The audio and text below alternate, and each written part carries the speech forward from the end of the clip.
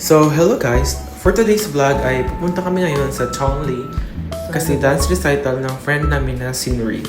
So, from Taoyuan Station, nag-take kami ng train papunta doon sa Chongli, which is 2 stations away lang. So, pagdating namin ng Chongli, naligaw pa kami kasi sabi ng friend namin sa tapat ng police station, which is mali pala. So guys, finally, after like 30 minutes, we are here na. Eternity! Alam niyo, winter pero pinagpapawisan ako. So grabe na. Madi, kasalanan mo to, niligaw mo kami.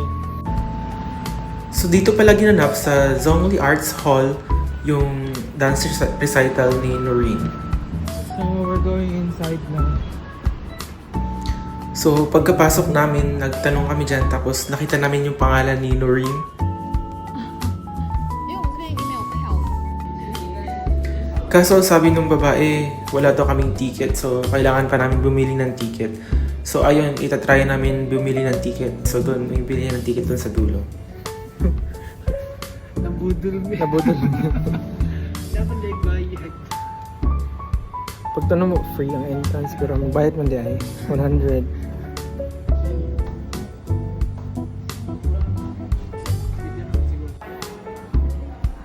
So guys, kami ang na-surprise. Tuwa na ni Kasud.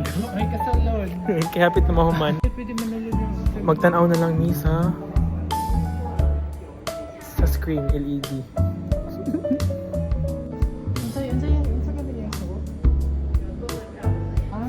So ayun, din na kami nakapasok. So dito na lang kami nanood sa screen sa labas kasi live pala to. Akala namin hindi to live kasi mukha siyang luma. Tapos na? Tumingin ko sa mga live ba ni?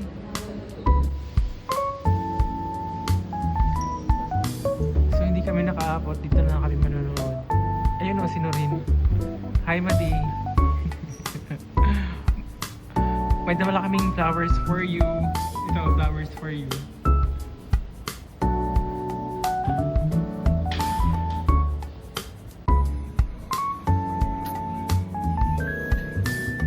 We're planning na i-surprise yung friend namin, guys, pero kami yung na-surprise.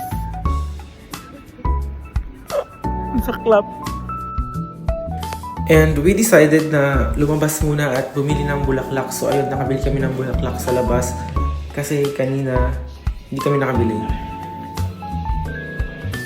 Pati namin flowers for you. So ayun guys, tapos na yung event nila. So maghihintay na lang kami dito sa labas kung makikita ba namin si Noreen. Tapos yun nga, yung surprise namin, parang kami yung na-surprise kasi hindi kami nakapasok. Surprise gone wrong. Tapos yun, hinihintay namin si Noreen na lumabas dito kung ano ang reaction niya.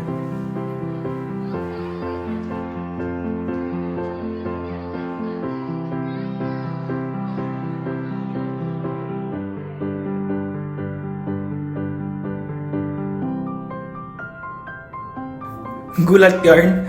Yan yung mukha ni Noreen pag nagulat pala. So ganyan pala magulat yung mga nasa 31 na parang tertiary. Akala ko nga yung mga tertiary nasa Bohol lang pero nasa Taiwan din pala.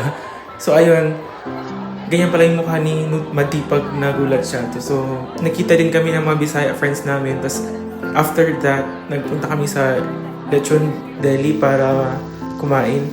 Tapos yan, we ordered pork sisig. Tapos yung lumpiang Shanghai at pork barbecue nila. So, masarap naman pala sa Lechon Deli, guys. So, try nyo din minsan kumain dyan. That's it for today's video. Thanks for watching and see you in my next vlog.